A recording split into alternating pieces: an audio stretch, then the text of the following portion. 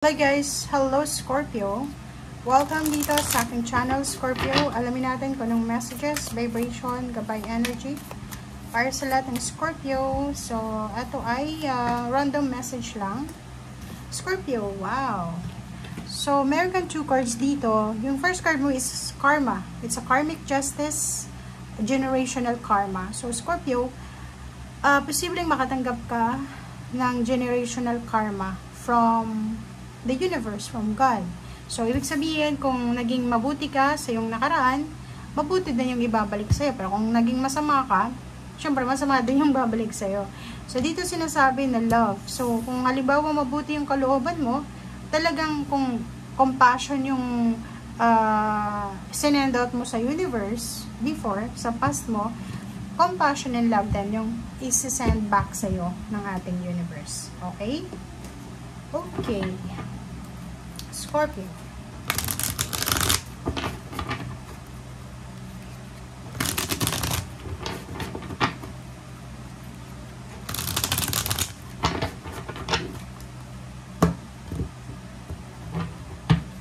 Scorpio. First card natin is the World card. Wow. It's a completion, achievements, satisfaction. So, nakikita ko may matatapos ka. It's either work or business. Mga responsibilities, duties sa trabaho, sa business, sa pamilya. Nakikita ko sir dito na matatapos mo siya. Nakikita ko yung travel around the world, or pwedeng nag-aasikaso ka ng kasal, nag-aasikaso ka ng mga papeles, ganyan ganito. Posibleng matapos mo siya. 5 of Swords, nakikita ko sir dito na para matapos na itong ginagawa mo sa either business, work, or relationship, kailangan mong may i-give up. So, for example, kung gusto mo ng bagong love life, kailangan mo munang i-give up yung kasalukuyan mong love life.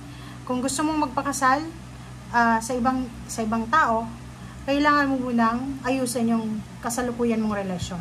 Okay? Parang ganon.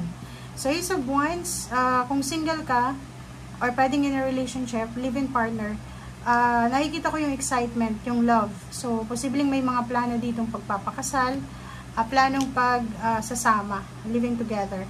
Nakikita rin yung excitement para sa new job, sa new career, new source ng income, sa mga taong willing kang tulungan, sa mga taong mag-extend ng kanilang tulong sa'yo. 8 of Pentacles, nakikita ko yung sobrang busy sa trabaho na Scorpio. Kita mo yung yung Scorpio na to is yung wala siyang ibang ginagawa kundi magtrabaho, gabi at araw. Okay, the Star. Ay, kita ko yung Scorpio na to is sobra siyang workaholic. Okay, napaka-workaholic niya kasi gusto niyang matupad yung mga pangarap niya sa buhay. Parang same with the Pisces. Panoorin mo yung Pisces Scorpio kasi parang ganun din yung energy niyo na gagawin mo ang lahat, magsasacrifice ka, pagpapaguran mo kasi gusto mong makuha. Diba? Yung parang ganun. Okay, the Empress. Nurture yourself. Take care of your body. So yun, wag puro trabaho, wag puro business, wag puro material na bagay yung isipin. Be careful. Take care of your body. Take care of your relationship. Take care of your parents, especially the mother. Take care of your wife if lalaki ka. Kung babae ka, nanay ka, may anak kang babae, take care of your daughter. Queen of Wands, nakikita ko na isang babae na dating kasal or dating may asawa, dating may kalibin, dating may karelasyon, ang posibleng naghiwalay sila and then ngayon is single na ulit siya and happily single. Parang ganun. Kakaloka. Wheel of Fortune, nakikita ko yung sobrang bilis ng takbo ng Wheel of Fortune sa'yo. So, maraming pagkakataon dito na magbabago talaga yung ikot ng mundo sa'yo. So, bibigyan ka ng choices, ng desisyon, ng option, ng ating universe na pwede mong magamit kung gusto mo talagang mabago yung takbo ng buhay mo. Okay? Nine of Swords, stay away from mga negative thoughts, negative emotions.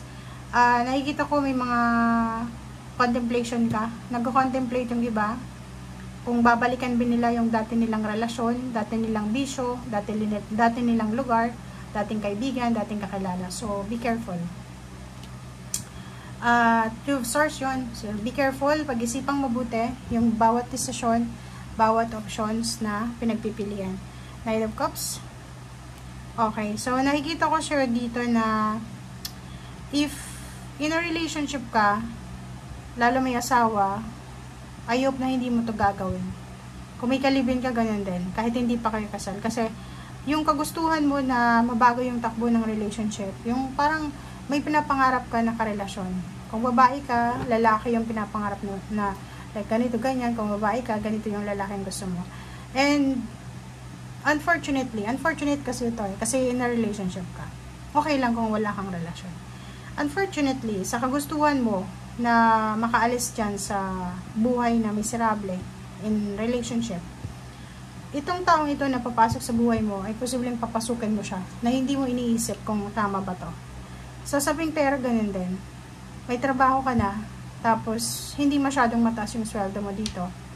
Isang kakilala yung mag-offer sa'yo na, uy, alam mo, maganda doon sa pinagtatrabahuhan namin.